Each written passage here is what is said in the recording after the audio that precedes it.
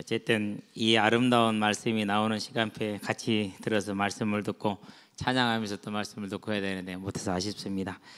자, 본문 보도록 합시다.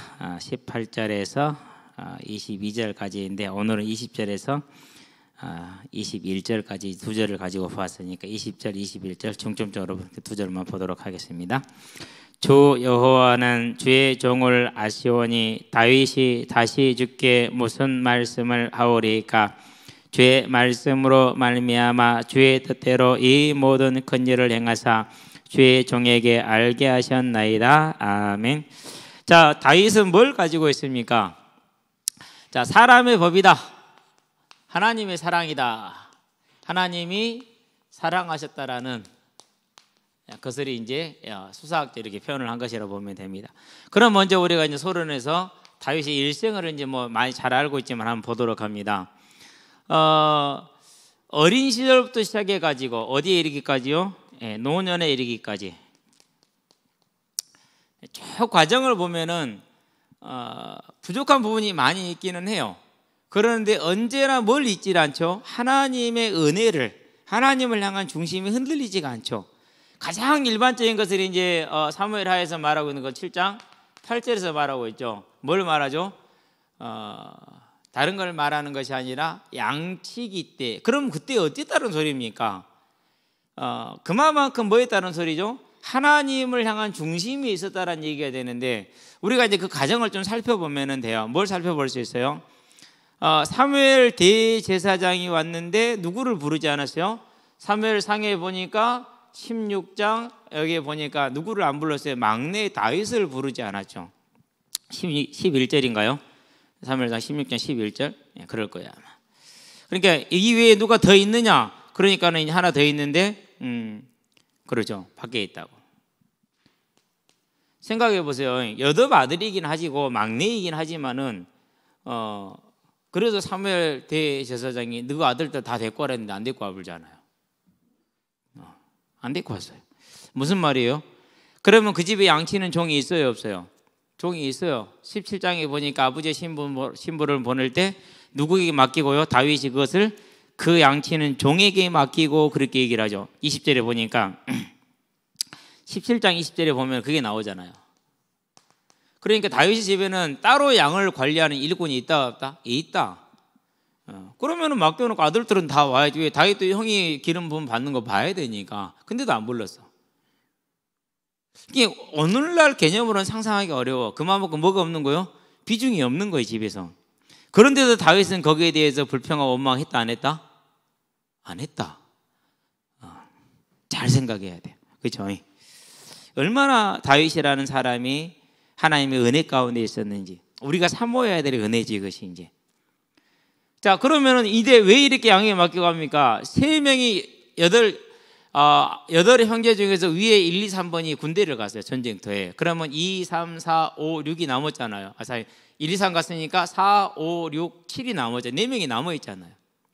그러면은 여러분 같으면 전쟁터에 신분을 보내려면은 아이들의 자녀들의 안부도 보고 오려면 누구를 보내야 됩니까? 당연히 4번이 가야죠. 그렇죠? 4번 안 보내서 누구 보냈어요? 8번 보냈어요. 왜 그랬을까요? 정확하게는 잘 모르고 이유는 잘 모르겠어요. 그런데 우리 인간적인 생각을 할 때 행여가 전쟁터에 가다 전쟁에 휩쓸릴 수도 있고 안 그러니까 어수선한 시기 때문에 강도 만날 수도 있고 왜 많은 물건을 지금 가지고 가잖아요. 그러니까 그럴 수 있잖아요. 이러다 누구를 잃어야 돼요? 제일 같이? 이러다 덜 아까운 것을 잃어야지. 그게 다윗이었는가? 근데 다윗은 지금 뭐 했어요? 이미 기름 부음을 받았다니까는요. 그렇다는 얘기는 그 집에서 그것을 얼마나 크게 생각했다 안 했다? 별로 크게 생각 안 했다라는 게 될 수 있어요. 맞는지는 뭐 정확하게 모르겠어요. 그러는데도 불구하고 다윗은 거기에 대해서 뭐가 없었다라는 거예요? 없었다라는 거예요. 그렇죠? 그런 다음에 이제 골리앗을 만났죠. 17장이죠. 골리앗을 31절부터 37절까지. 모든 사람들이 다 두려워하고 있어요. 26절에 보니까. 그때 다윗이 뭐라고 그럽니까? 아니 저 할례 없는 백성이 무엇이기에 사시는 만군의 하나님 이스라엘의 군대를 모욕하느냐 이렇게 얘기를 해요. 사실은 만군의 하나님을 모욕하느냐? 이스라엘을 모욕해서 하나님 모욕한 것이죠. 그러면서 사울왕 앞에 나가서 하는 말이에요. 다 두려워가 안 된다라고 포기하고서 두려워하는 그때. 그렇죠? 다른 거죠. 뭘 다른 거예요? 중심이 다른 거예요. 자기가 힘이고 용기가 있어서가 아니고 하나님을 모욕하는 것에 견딜 수가 없는 것이죠. 그게 다윗의 중심. 그게 다윗이 받은 은혜. 그럼 우리는 무슨 은혜를 받아야 될 것인가? 그렇죠? 우리는 그런 은혜 잘 안 받아. 다른 은혜는 많이 받아. 지금 아이고 몸이 힘들어요. 왜 힘드냐면요. 금요일날 너무 빡시게 공을 찼어. 수환이 저 새끼 공 잘 차잖아요. 그러는데 아니 노마크로 패스해 줬거든요. 깔짝거리고 놀다가 못 넣었어. 근데 우리가 지금 이제 1대1이란 말이에요. 지금 그렇게 넣어야 되잖아요. 그래서 서너 골 두세 골 이상을 앞서 가야 된다면 나사로 노마크로 패스를 해줬어. 안 가고 하고 기다리고 있어. 올 때까지. 뭐하냐? 그러다 뺏겨. 와 진짜 나사로 나이가 한 살만 적었으면 와서 때리고 싶더라니까. 왜요? 내가 나사로를 많이 의지하잖아요. 공차할 때. 그러니까 한 대 때리고 싶지. 안 그랬으면 때리고 싶겠어요? 예. 수완이 저놈 지키 그래요. 그렇게 노마크를 많이 만들어주는데도 불구하고 그래야 전반전 6대6로 비겼잖아요. 열받아요? 안 받아요? 받잖아요. 우리는 그런 것은 열받아. 다른 하나님 이런 거 별로 열 안 받은. 어쨌든 우리는 그래. 근데 다윗은 이랬어요. 왕으로 쫓겨다니죠. 이제 아니 왕인 사울왕한테 쫓겨다니잖아. 24장이죠. 그리고 26장이죠. 어떻게 얻었어요? 그 어려운 시기에 버텨요. 그렇죠. 이걸 봐야 돼요. 그러고 이제 노년이 됐어요. 사무엘 하이죠.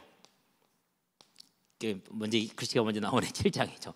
1절에서 3절. 뭘 합니까? 이제 하나님 앞에 나아가잖아요. 성전을 짓기를 가장 소원하잖아요. 그의 일생이 전부 다 어떤 것입니까? 그러니까 우리는 이 사무엘의 시작과 끝을 어린 시절부터 노년에 이르기까지 뭐 한 거예요? 예, 하나님 중심으로. 그럼 우리가 뭘 소망해야 됩니까? 이 삶에 탁 서는 것이죠. 저와 여러분이 그런 삶의 서기를, 그래서 우리의 인생이 다윗과 같은 인생이 될 수 있게 되길 바랍니다. 어렵지 않아요. 왜? 아무도 안 하니까. 여기 경쟁도 없어. 안 하거든요. 다들. 예. 그러면서 이 길은 절대 혼자 가는 길이 아니에요. 왜요? 눈에 보이지 않지만 하나님이 7천을 숨겨두셨대잖아요. 그렇죠? 그러니까 하나님의 교회는요, 눈에 보이는 게 다가 아니에요. 보이지 않는 일꾼들이 쫙 깔려 있어요. 실제로 보면은 그래요. 뭐 세계 기도 정보를 봐도 그렇고요, 현장에 가서 봐도 그렇고, 외국에 나가서 봐도요. 어찌게 그렇게 하나님 일꾼들이 이 교단 저 교단에서 이 일꾼 저 일꾼한테 평생 충성스럽게 일하고 있는지 몰라요. 네. 그러니까 진짜 하나님은 크게 일하고 계셔. 우리가 하는 게 외롭지 않아요. 보이지 않았을 뿐이지. 막 세상처럼 떠들지 않아서 그렇지. 그렇죠. 누가 자랑한다는 사람 누가 있어요? 아무도 없어요. 예수 믿는 사람들은, 제대로 믿는 사람들은. 그러니까 막 하루에 뉴스 보내면 돼야 안 돼요? 그거 아니에요. 교회 소식은 뭐예요? 교회 소식은 말씀이 선포되는 거예요. 그래서 주보는 뭐예요? 매주 나오는 교회 소식은 말씀이, 어디 가냐 이놈 새끼야, 철없는 놈. 말씀이 선포되는 게 핵심이야. 다른 건 필요 없어. 누가 헌금 얼마 할까? 그것도 아니야. 그것은 뭐 하는 거예요? 그건 장사꾼이야. 자기가 중심에 하나님께 하는 것이지. 자, 그러면 이제 서로를 이렇게 딱 해놓고 본론을 들어가 봅시다. 뭡니까? 다윗의 찬양이.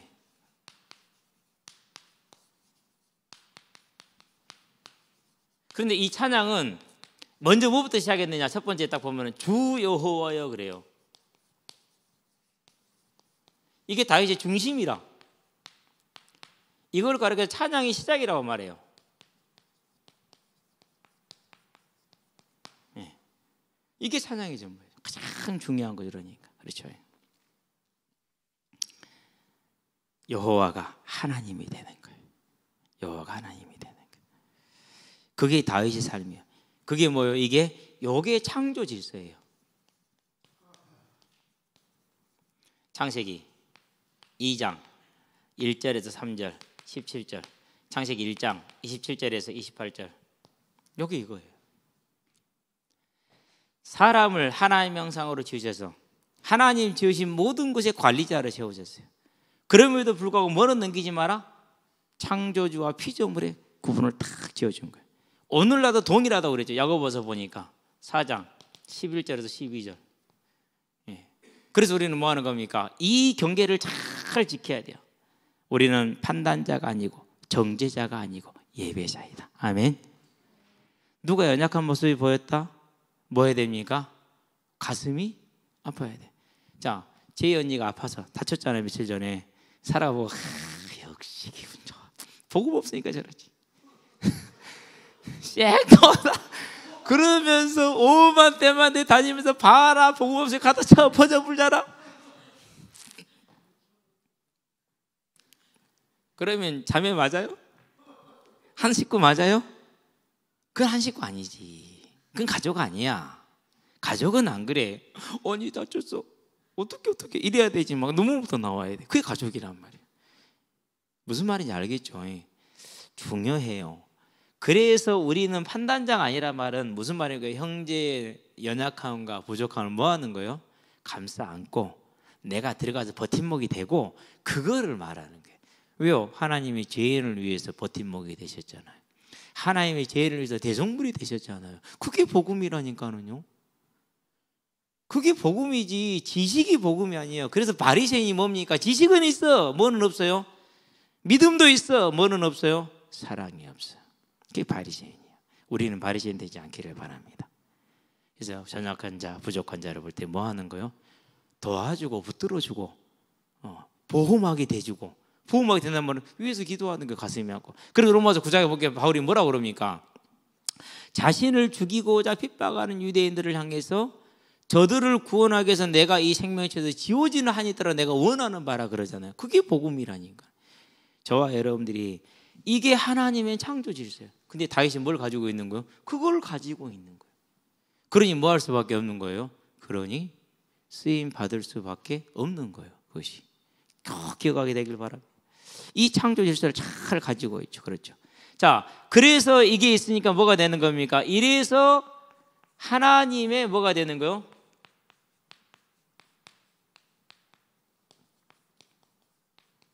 요게 이제 하나님의 기쁨인 다윗. 사도행전 13장 22절. 내가 이새의 아들 다윗을 보니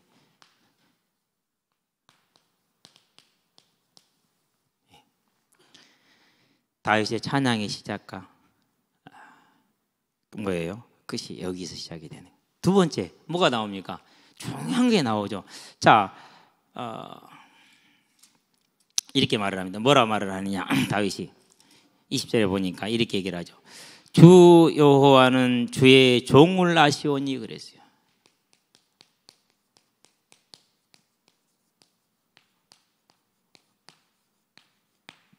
무슨 말입니까? 모든 것을 알고 있다라는 거예요. 그걸 다 알고 있다라는 거예요. 그래서 우리가 아까 이제 보았듯이 첫 번째가 뭐였죠? 이제 일단은 블레셋으로 두 번이나 도망갔잖아요. 그렇죠? 사무엘상 20장하고 27장에 보면은 도망가죠. 그런데 뭐 합니까? 나발을 죽이려고 그러죠. 25장이죠. 사무엘상. 그렇죠? 그런데 뭐 합니까? 이제 밧세바의 우리아를 죽이죠. 11장에서 사무엘하 11장이죠. 우리아. 그런데 뭐 합니까? 이제 우리아를 죽인 다음에 인구 조사를 하죠. 24장이죠. 네. 기타 등등. 그러면은 벌써 지금 이 정도 됐잖아요. 그러면은 하나님이 누구를 버린 것처럼요? 사울을 버린 것보다 다윗이 버릴 것이 100가지는 많아. 100배는 더 돼요. 어떻게 보면은. 그런데 하나님이 버렸어요? 안 버렸어요? 안 버렸어요. 그렇죠. 뭘 안 거예요? 은혜의 힘을 안 거예요. 그 말은 무슨 말입니까? 그 말은 마태복음 7장에 있는 것처럼 1절 5절에 있는 것처럼 뭘 안 겁니까? 내가 죄인이란 걸 아는 거예요. 내 눈에 들보를 볼 줄 알아. 그래서요, 자기 허물과 죄를 모르는 사람이 가지고 있는 확신은 독이에요. 그거보다 더 큰 독이 없어요. 내가 죄인인데 이 죄인이 용서받은 사실에 대한 것을 모르는 사람은요, 자기가 가진 지식을 가지고 모든 사람을 죽이고 공격하게 돼 있어요. 그게 제일 교회 안에 있는 독 중에 독이에요. 그게 어느 교회였어요? 그게 고린도 교회였어요. 그게 어디 교회였어요? 그게 에베소 교회였어요. 뭐가 사라져 버렸어요? 사랑이 없어져 버렸어요. 지식은 있는데 사랑이 없는 거예요. 그게 하나님이 뭐라고 그럽니까? 정신 안 차리면은 촛대 옮긴다 그랬어요.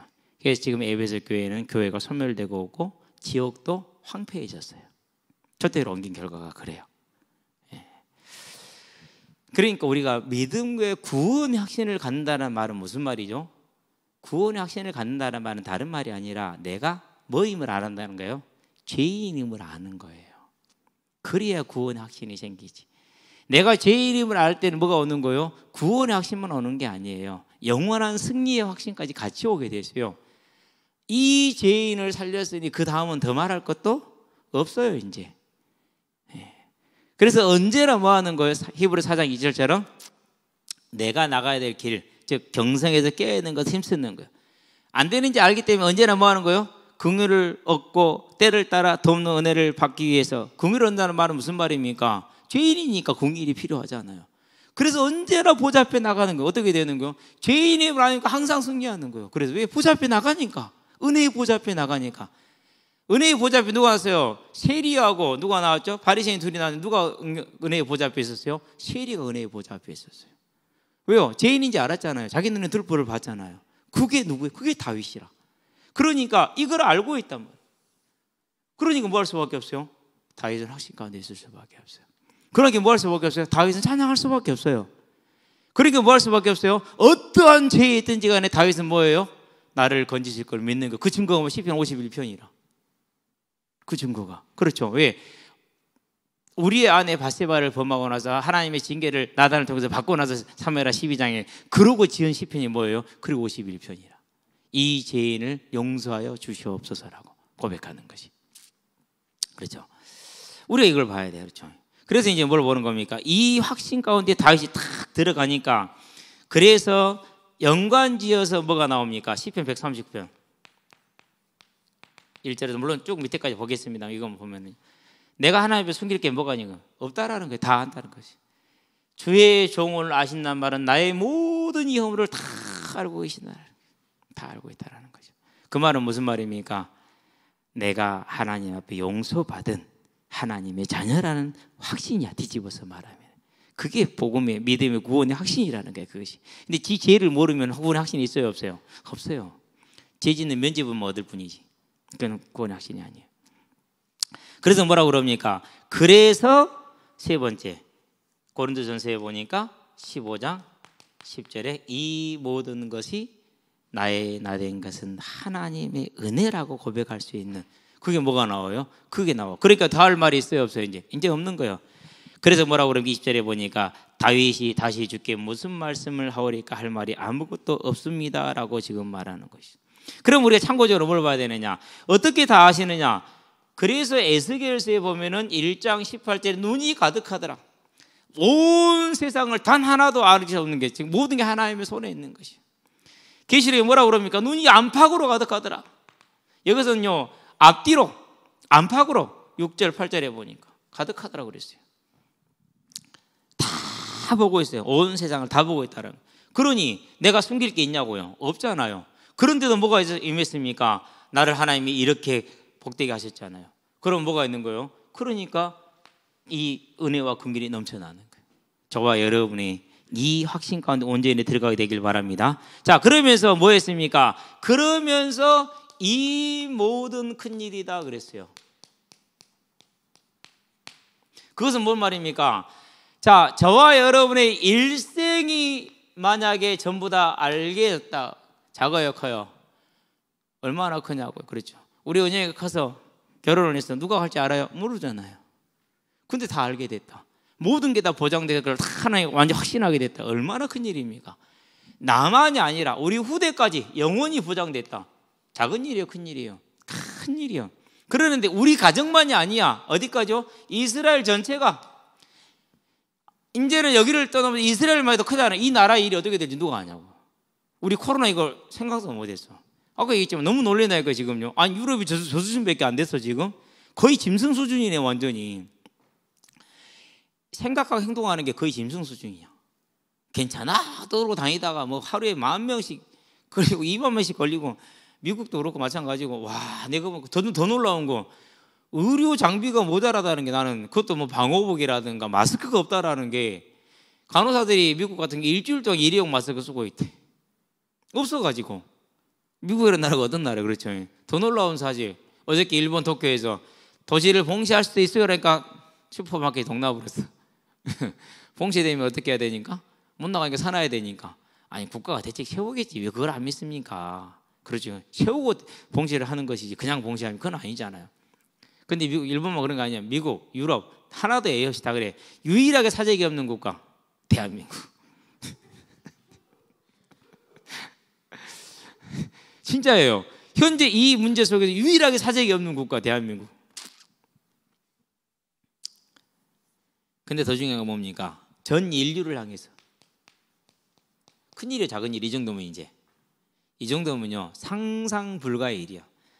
더 중요한 거 거기다가 뭐까지요? 영혼까지 이제. 다윗은 뭘 보고 있었어요? 새 예루살렘 성을 보고 있었다니까. 뭘 보고 있어요? 새 예루살렘 성에서 하나님과 어린 양이 우리의 성소되는 것까지 보고 있다니까.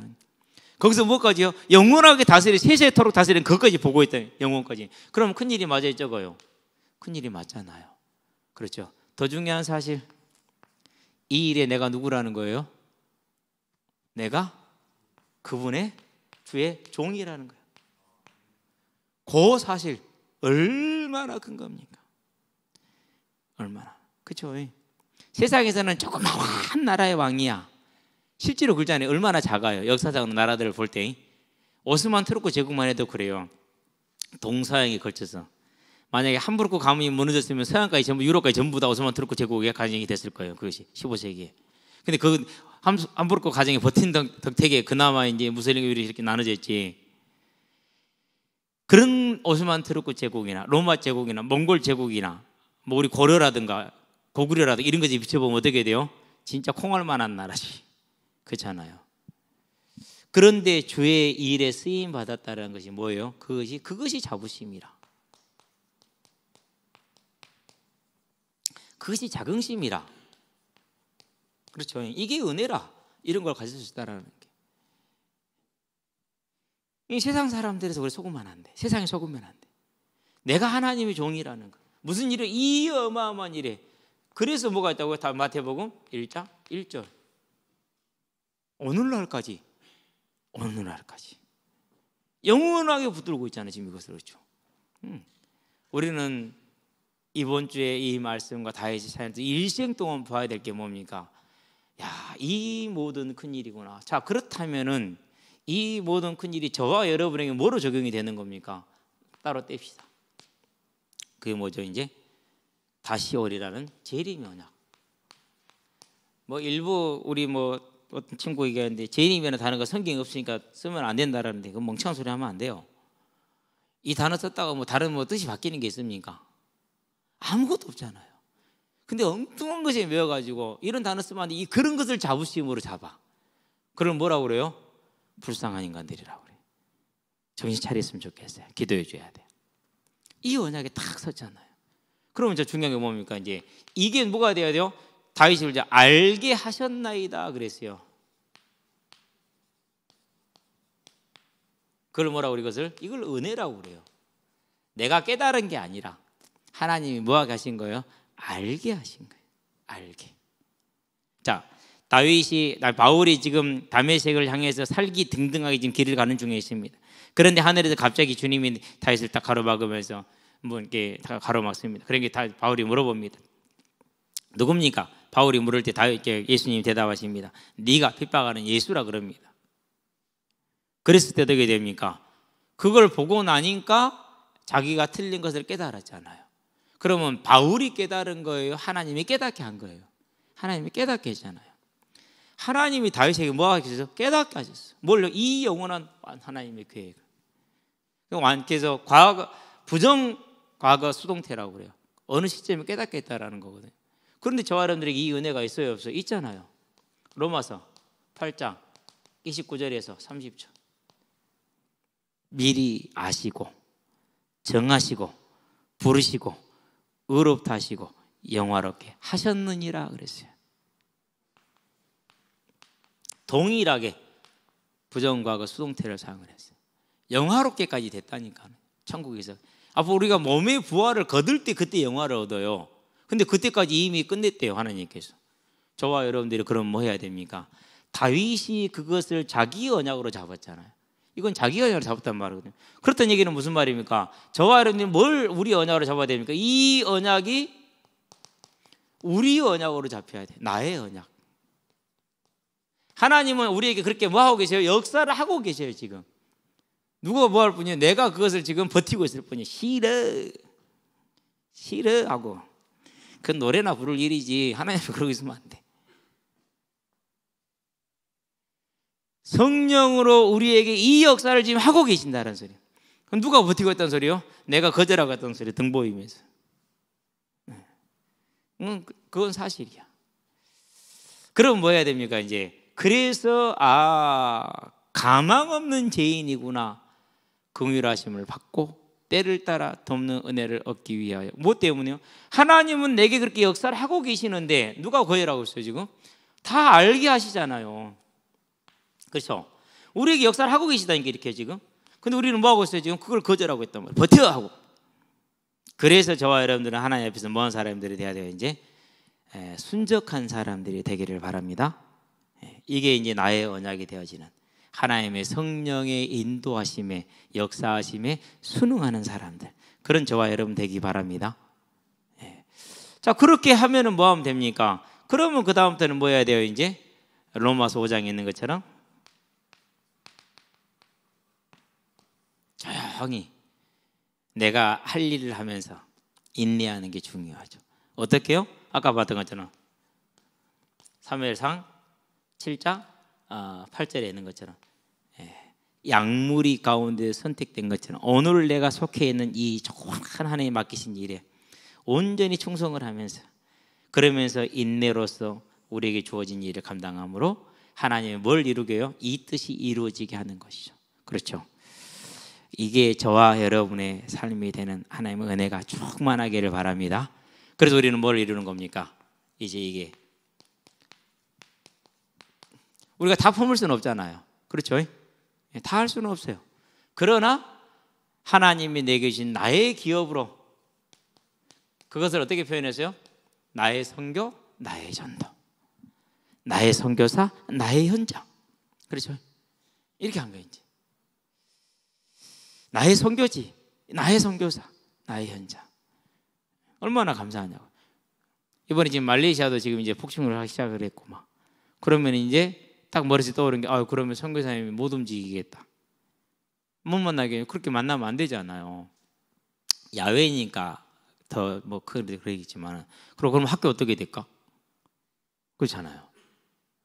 거기 아이들 학교도 그렇고 선교사님 움직여지는 만나는 아이들도 그렇게 했고, 이미 태국은 지금 만약에 계속 예배를 드리면은 아예 교회를 폐쇄해 버리겠다고. 그 나라는 그럴 수 있는 국가거든요. 그렇게 지금 나오고 있잖아요. 그럼 이제 그 뭘 말하는 겁니까? 우리에게 준 기업이니까.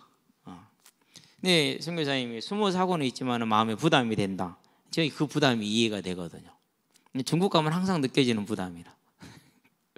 중국 가면 가기 전부터도 부담이 느껴지니까. 저와 여러분들이 여기에 뭐가 있더라고요? 나의 기업으로 작은 일부터 시작을 하는 것이죠.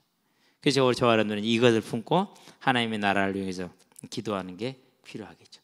왜요? 사도 바울이 항상 뭐 합니까? 모든 편지마다 뭘 하고 있죠? 내가 너희 머리를 위해서 기도하는 것이 하나님이 내 증인이시니라, 이렇게 얘기하잖아요. 그럼 저와 여러분들이 기도해야겠는데, 보니까 마음에 딱 갖고 이렇게 내가 그냥 무시로 생각을 하면서 기도를 하는데 엎드려서 기도는 잘 안 하더라고. 합리화를 하기는 해요. 나 지금 이 공부를 열심히 해야 되니까.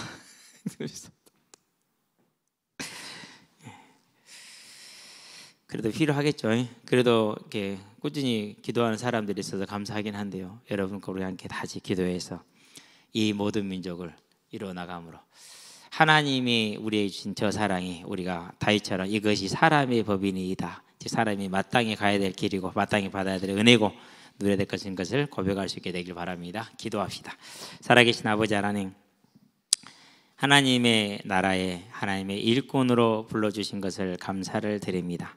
연약하고 부족하나 하나님이 역사하셔서 하나님의 뜻을 이루시고 우리를 하나님의 길로 인도하셔서 하나님의 나라의 재림의 성취의 주역으로 마지막 주자로 서게 하시기를 그리스도신 예수의 이름으로 기도합니다. 아멘. 이제는 우리 주 예수 그리스도의 십자가의 대속의 은혜와 독생자 예수를 죄인을 위하여 아끼지 아니하시고 내어주신 하나님 아버지의 무한하신 사랑과 지금도 우리를 붙드시고 우리를 인도하사 하나님 나라의 귀한 사명을 감당케 하시는 성령의 내주 교통 역사하심이 다윗과 같이 바울과 같이 우리를 향해 일하시는 성령이 온전히 순종하심으로 하나님의 뜻을 이루어 재림의 생체 주역으로 마지막 주자로 서게 될 우리 모든 성도들과 가정과 가문과 산업 현장 위에 전 세계에서 복음을 전하고 계시는 모든 선교사님들의 아름다운 발걸음이에요. 특별히 이 질병으로 말미암아서 사역 현장에 큰 어려움을 겪는 선교사님들의 모든 현장 속에 함께하는 후대들의 예배자로 전도자로 중직자로서의 복음의 진로 위에 교사로 찬양대로 방송실로 주방으로 청소로 주보로 차량으로 섬기는 모든 헌신자들의 귀한 헌신 위에 지금으로부터 영원토록 함께 계실지어다. 아멘.